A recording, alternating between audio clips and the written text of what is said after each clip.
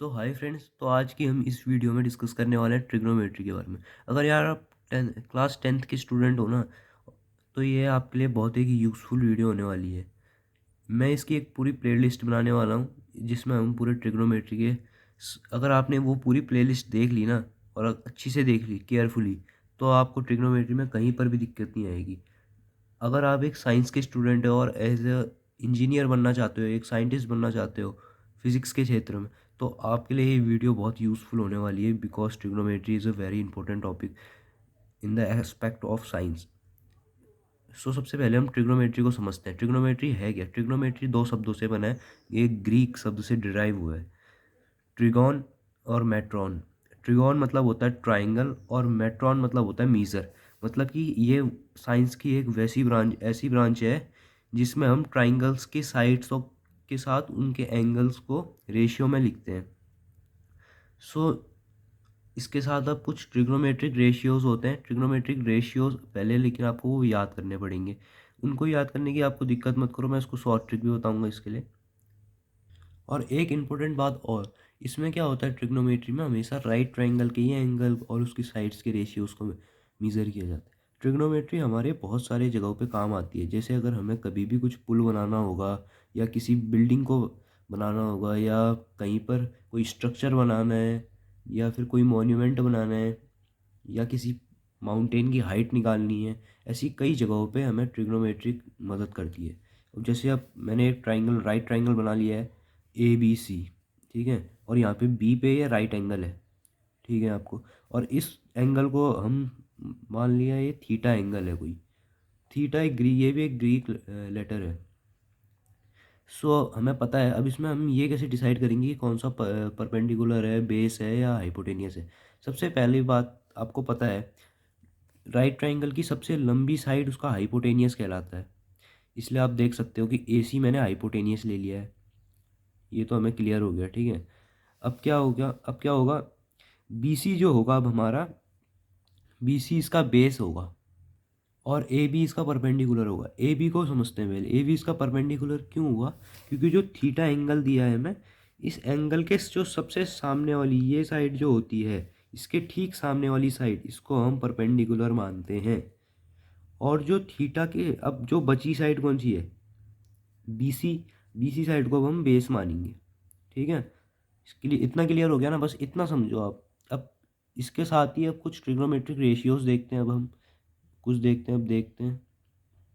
तो यार सबसे पहले तो आप, जो मैंने इससे पहले दिखाया था आपको ये वाला, इसको नोट कर लीजिए आप अपनी कॉपी में, और उसके बेसिस पे ही हम मैं इसके आगे बताने वाला हूँ आपको। सबसे पहले ट्रिग्नोमेट्रिक रेशियो है हमारे पास साइन। साइन पढ़ते हैं इसको, कोई लोग सिन भी पढ़ते हैं, साइन होता है साइन। इसको हम ऐसे भी लिख सकते हैं। ये थोड़ा बड़ा लग रहा है तो हम इसको आजकल ऐसे शॉर्ट फॉर्म में लिखते हैं। इसका मतलब होता है परपेंडिकुलर अपॉन हाइपोटेनियस। मैंने आपको बताया ही होगा, आप अपनी कॉपी में देखिए जहाँ पे आपने नोट किया है। जो परपेंडिकुलर वाली साइड है उसका रेशियो ये हाइपोटेनियस के साथ बताता है। तो इसको हम और क्या लिख सकते हैं, उसी ट्राइंगल के बेसिस पे बता रहा हूँ मैं। परपेंडिकुलर क्या है हमारे पास?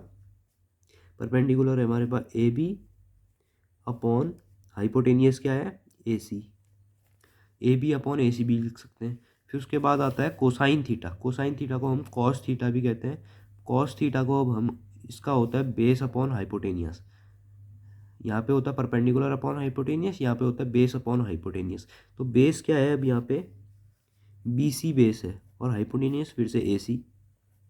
इसको ऐसे लिख सकते हैं। फिर आया टेंजेंट थीटा। टेंजेंट थीटा को हम टेन थीटा भी कहते हैं। टेन थीटा मतलब होता है perpendicular upon base. Perpendicular upon base को हम क्या लिख सकते हैं, और परपेंडिकुलर अपॉन बेस को हम लिख सकते हैं AB अपॉन BC।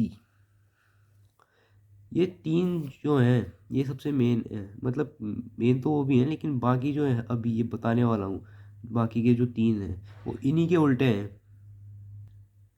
जो कोसिकेंट थीटा है, मतलब कोसेक, ये साइन का उल्टा है। साइन क्या था, हमने क्या पढ़ा था, परपेंडिकुलर अपॉन हाइपोटेनियस। तो ये है हाइपोटेनियस अपॉन परपेंडिकुलर। इसको मतलब लिख सकते हैं अब AC अपॉन AB। वो लिखा था हमने AB अपॉन AC, अब इसको लिख दिया हमने AC अपॉन AB। वैसे ही सिकेंड थीटा कॉस थीटा का उल्टा है, इसको हम सेक थीटा भी कहते हैं। हाइपोटेनियस अपॉन बेस है इसका। हाइपोटेनियस अपॉन बेस मतलब कि AC अपॉन BC। वैसे ही अब कोटेंजेंट थीटा है, इसको हम कॉट थीटा भी कहते हैं, ये टेन थीटा का रेसिप्रोकल होता है। रेसिप्रोकल मतलब इसी का उल्टा हो जाएगा, तो ये हो जाएगा परपेंडिकुलर बेस अपॉन परपेंडिकुलर। इसका हो जाएगा अब हमारे पास BC अपॉन AB। अब इसकी शॉर्ट ट्रिक सुनो।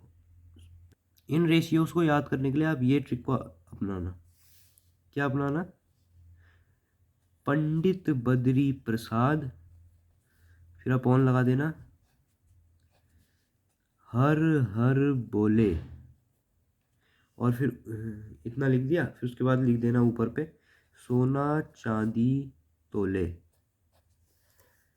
पंडित बद्री प्रसाद हर हर बोले सोना चांदी तोले। इसका मतलब इससे हमें ये पता चल जाएगा साइन का क्या होगा, परपेंडिकुलर अपॉन हाइपोटेनियस। कॉस का क्या होगा, बेस अपॉन हाइपोटेनियस। टेन का क्या हो जाएगा, परपेंडिकुलर अपॉन बेस।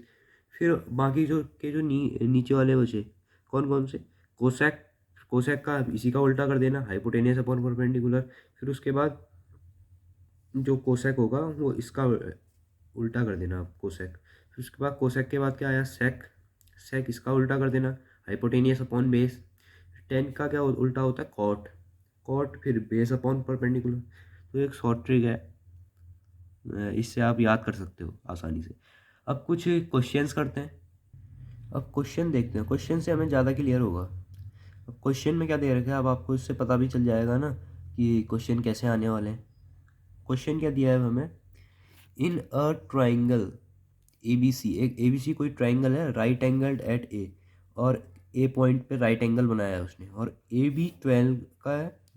हमें पता नहीं है 12 मीटर है कि सेंटीमीटर है कि मिलीमीटर है माइक्रोमीटर है, कुछ नहीं पता है हमें, बस खाली 12 है हमें, क्योंकि यहाँ रेशियो में बताना पड़ता है, रेशियोज में।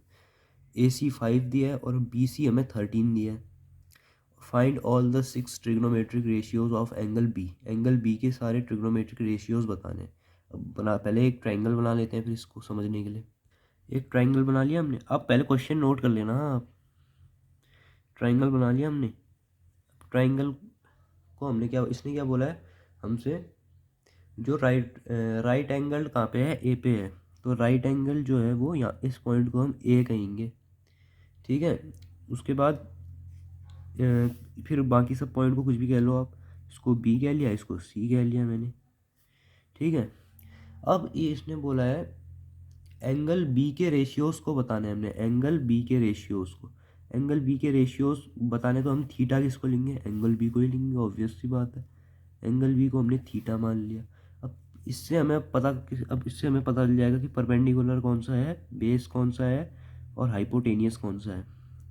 हाइपोटेनियस का तो सिंपल है, सबसे लंबी साइड ये वाली साइड, BC साइड क्या है, इसका हाइपोटेनियस है। उसके बाद थीटा के सामने वाला एंगल हमेशा परपेंडिकुलर होता है, और ये वाला नीचे बचा कौन सा, बेस। बेस हो गया AB।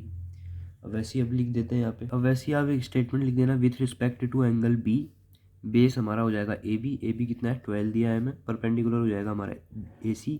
AC हमें 5 दिया है, और हाइपोटेनियस हो जाएगा हमारा BC। BC हमें 13 दे रखा है।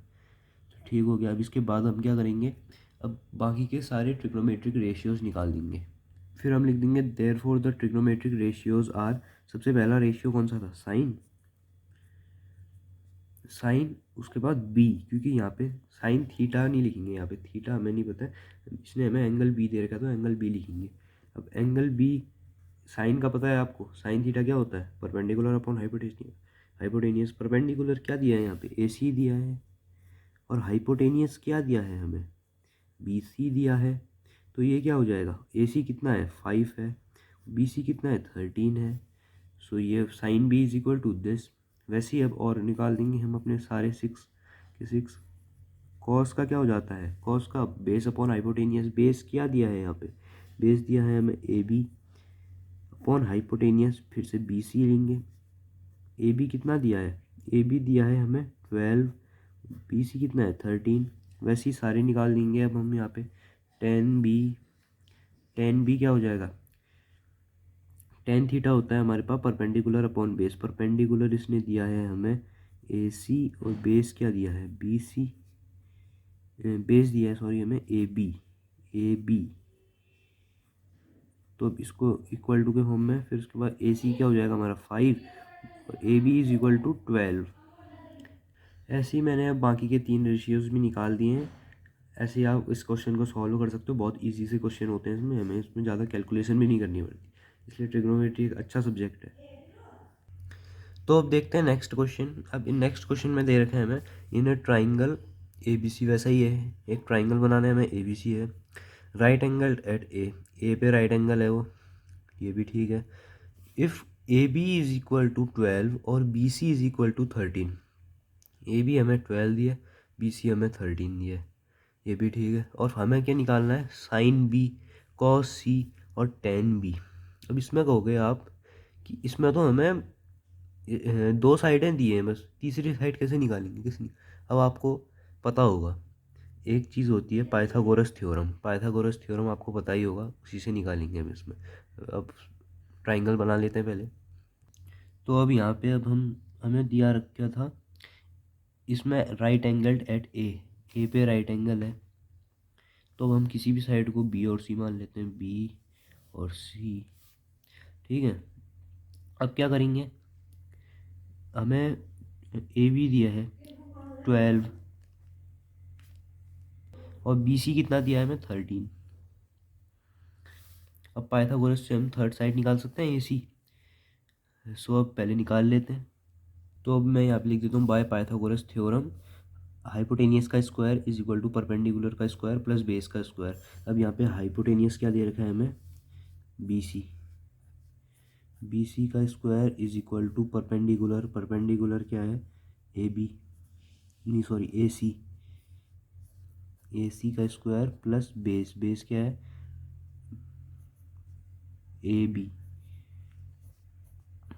तो ऐसे हम निकाल सकते हैं, बी सी कितना है 13, 13 का square is equal to A C क्या है हमें दिया नहीं है, ए सी का square is plus A B 12 का स्क्वायर, 13 का स्क्वायर 169 होता है, ए सी का स्क्वायर प्लस 144, 12 का स्क्वायर हो जाता है।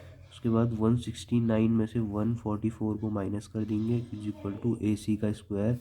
तो यहाँ पे ए सी हमारा हो जाएगा, ये हो जाएगा हमारा 25 रूट, तो ए सी हमारा हो जाएगा 5 हमें कुछ पता नहीं है सेंटीमीटर है कि मीटर है, ये खाली 5 है। तो अब हमें ए सी साइड पता चल गई है 5 है। तो वैसे ही अब हमें निकालना क्या है, साइन बी, कॉस सी और टेन बी। ये क्वेश्चन पहले आपने नोट कर लिया होगा, नहीं करा है तो वीडियो में पीछे जाके एक बार कर लेना।